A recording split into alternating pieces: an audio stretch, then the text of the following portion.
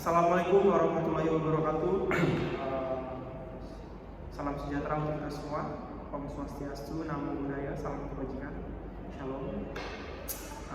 Sebelumnya izinkan kami memperkenalkan diri. Kami adalah mahasiswa semester 2 Fakultas Hukum Universitas Pamulang. Video ini kami buat untuk memenuhi tugas mata kuliah Tata Negara yang mana dosen pengampunya adalah Bapak Edi Sofwan. Kesempatan kali ini kami akan membahas mengenai pemilihan umum atau pemilu. Saya Muhammad Reza Walairi bersama rekan saya Maulana Hasan Kafi. Kami akan membahas mengenai pemilu secara garis besar saja, apa saja poin-poin yang akan kami sampaikan. Adapun nanti yang kami sampaikan apabila ada kekurangan sebelumnya kami mohon maaf. Langsung saja Bu Ali, kita akan ngobrol-ngobrol santai aja ya, kita ngobrol-ngobrol santai aja mengenai pemilu. Kalau menurut Bung Ali sendiri secara garis besar pengertian dari pemilu itu apa sih Bung Ali? Kalau dibilang pengertian kita bisa runut ke undang-undang yang ada ya. Undang-undang yang ada itu di tahun 2012 nomor 8 tentang pemilihan umum anggota Dewan Perwakilan Rakyat, Dewan Perwakilan Daerah, dan DPRD, yaitu Dewan Perwakilan Rakyat Daerah. Pengertiannya pemilihan umum itu diuraikan secara detail. Pemilu adalah sarana pelaksanaan kedaulatan rakyat yang dilaksanakan secara langsung, umum, bebas, rahasia, jujur, dan adil. Begitu, Bung Reza. Ya, jadi ini semacam pesta demokrasi ya, Bung ya. Bisa dibilang pesta demokrasi karena di sini kita kan bebas memilih siapa saja. Kita juga boleh diam, tidak memberitahukan kepada siapapun siapa yang kita pilih. Jadi ya inilah pesta demokrasi. Kemudian kalau kita ingat sejak zaman dulu diadakan, pemilu ini kan selalu menjadi ajang kontestasi yang menarik ya, dan juga selalu ramai tiap kali akan diadakan.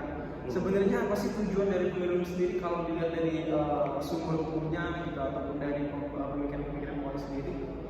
Kalau ini menurut pendapat saya ini kenapa pemilu ini jadi ramai di masyarakat? Agar transparan pemilu ini. Siapa yang kita pilih, siapa yang kita tunjuk, kita tahu siapa orangnya. Nah, karena kalau begitu kita tahu sepak terjang dia nanti pada saat dia menjabat. Nah, dia bisa mewakili kita atau enggak pada saat menjadi pejabat gitu. Jadi maksudnya berarti ini walaupun kita sebut ini sebagai kontestasi ataupun pesta demokrasi, berarti pemilu ini juga kita harus tetap melihat ya bagaimana bebek bobot bibit dari calon-calon yang mencalonkan diri berarti ya. Harus, bahkan kalau begitu kita harus melihat dari generasi sebelumnya dia.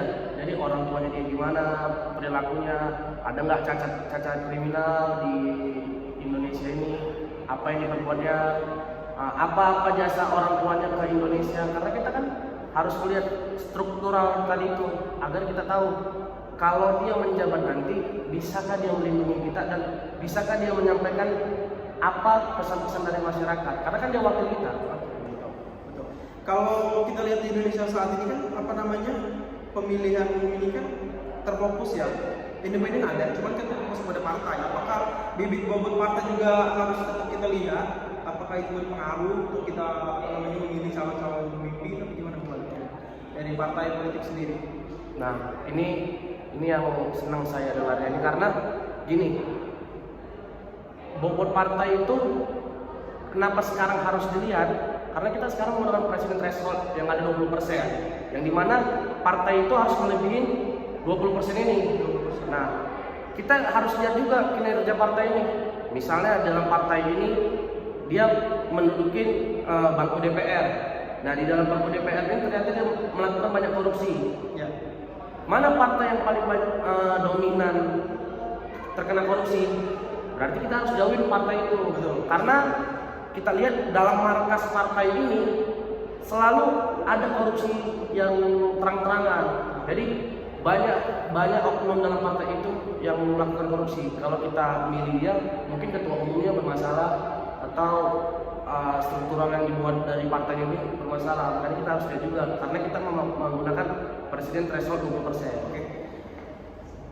Itu tadi mengenai kita bicara otak konteks sedikit mengenai partai politik segala macam ya. Karena memang pemilu ini nggak bisa lepas dari partai politik dan juga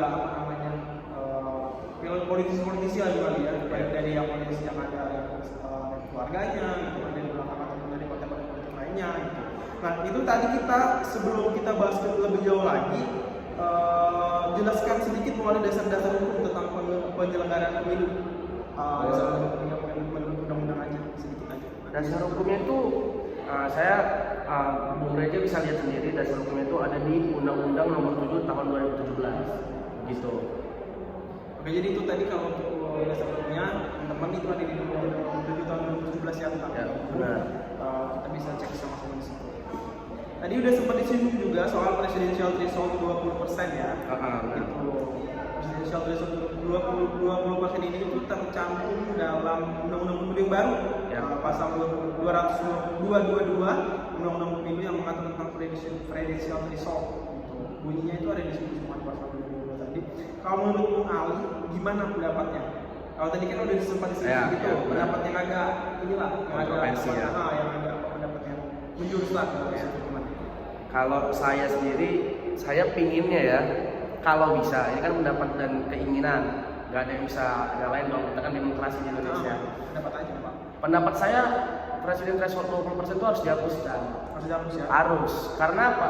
Karena kita jadi nggak bisa ngelihat masyarakat atau seseorang yang berpotensi, tetapi dia tidak punya kuda, dia tidak punya kereta untuk mengantar dia mencalonkan diri. Partai politik maksudnya? Partai politik maksudnya. Misalnya kita ada seseorang yang berpotensi untuk menjadi presiden atau menteri, ya. Maksudnya atau anggota dewan. Tetapi dia nggak punya partai. Sedangkan independen, kita butuh banyak rakyat yang harus memilih dia dulu, baru dia bisa maju ke independen kan. Nah makanya rasa saya itu hapuskanlah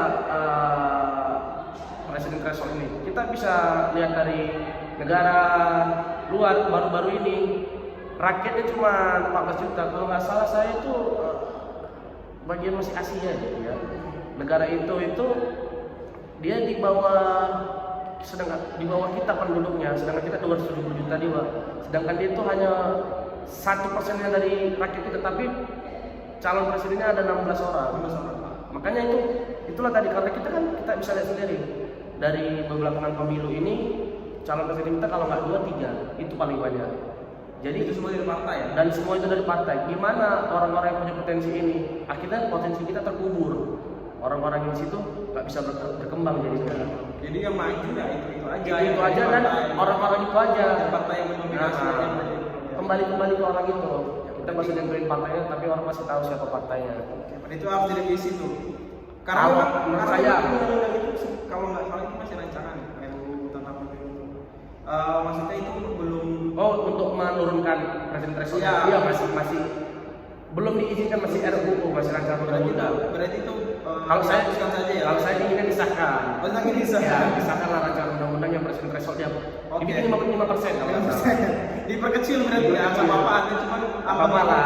5% aja ya. Karena kan kalau ada juga susah ya, karena kan udah ada undang-undangnya, berarti kalau kayak gitu kita mau amandemen berarti. Betul. Iya, jadi harus turunnya aja baru namanya revisi kan. Kalau nggak ada kan berarti dihapuskan. Presiden thresholdnya. Nggak apa-apa, ada cuma nama batasnya dikecil aja. Dikecil aja, 5% udah ya. Kalau 5% PKS sudah masuk ya. Biar akademisi kita bisa ikut ya. Iya. Ya kita kan berarti bisa buat partai juga kan. Betul. Seperti ada partai baru, kita nggak usah sebut partainya, itu melanggar kode etik, jadi kita nggak sebut partainya. Kemudian yang pengen saya tanyakan, di Indonesia sendiri kan ada asas-asas penyelenggaraan pemilu langsung, umum, bebas, rahasia, jujur, adil. Itu kan asas-asasnya. Lu berjudi lah kalau di sini. Ya. Apa itu udah diterapkan nggak sih? Apa maksudnya diterapkan mungkin sudah? Apakah sudah efektif atau memang ya gimana? Selama pemilihan umum terakhir beberapa tahun terakhir belakangan ini, itu asas-asas itu sudah diterapkan atau memang sudah diterapkan tapi belum efektif? Apa gimana Bu Ali? Menurut saya soal itu kalau langsungnya kan ada langsung, ya. Langsungnya udah efektif. Atau memang ada asas-asas, salah satu asas yang belum diterapkan atau gimana? Diterapkan tapi masih banyak dilanggar. Jadi nggak efektif. Oleh pesertanya apa oleh peserta yang mudah disogok dan nggak berpendidikan ya, yang orang-orang mau disogok ini nggak berpendidikan, sama ya pihak mau bilang organisasi boleh nggak sih kita instansi atau KPU kan berpengaruh kan di sini. Itu pendapat KPU yang kita tahu 2019 banyak kematian tiba-tiba kita nggak tahu, kita kan nggak tahu apa yang terjadi di belakang. Apakah karena kecurangan dia membocorkan makanya dia dimatikan? Itu ironis ya. Jadi ada yang efektif ada yang enggak gitu. Cuman kalau berlangsungannya itu langsungnya masih sebenarnya jujur itu kan gara-gara masyarakatnya sendiri yang jahat yang mau disogok. Kalau partai udah nyogok dia tapi dia nggak mau kan ya nggak jadi sogok itu nggak pasti batal kan. Tapi rakyat juga yang bego mau disogok dengan nasi bungkus dan uang 100.000. Itu teman-teman. Iya, jadi teman-teman juga harus tetap pinter ya. Kita juga bisa hukum muda. Sebenarnya kita semua dasarnya kalau kita nggak mau disogok nggak bakal ada yang penyogok. Nah, jadi kalian buat pemilih-pemilih tolong jangan gampang disogok ya. Jangan gampang mudah disogok hanya karena 100.000 dan nasi bungkus. Betul. 5 tahun kita dikorbankan di situ, teman-teman. Kita Ya. harus tetap lihat lagi tadi Mehmet membuat kebijakan yang mau dibuatnya. Ya, visi-misinya kita harus lihat, kita harus pintar, kita harus tetap jadi pemilih. Ya. Apalagi untuk kaum muda atau akademis hukum kayak kita semua gitu. Ya, itu. Oke. Ini agak kontroversi, cuma harus saya harus saya minta pendapat wacana 3 periode. Ini kan bersama dengan 3 periode juga. Gimana? Wah, kalau saya udah gak setuju dari awal. Tidak setuju, sangat tidak setuju. Karena sebenarnya yang mengusulkannya aja harus dipenjara. Kalau menurut saya, karena dia melanggar konstitusi. Karena undang-undang dasar itu membiarkan hanya boleh 2 periode. Setelah zaman Soeharto udah dihilangkan yang boleh perpanjang terus kan. Jadi untuk apa lagi diusulkan? Itu kayak contoh itu kayak kita misalnya kita umat muslim, kita udah jelas-jelas hukumnya sholat itu 5 waktu, tapi kita sholat 8 waktu. Itu kan kita yang salah kan? Udah jelas ditentukan 5, kita mana boleh menambahkan lagi. Kalau mengurangkan atau memberhentikan kita bisa. Berarti 3 periode tidak setuju ya? Tidak, sangat tidak setuju. Bahkan saya mendoakan atau mengharuskan sebenarnya penjarakan yang mengusulkan 3 periode. Pendapat saya. Gitu. Oke.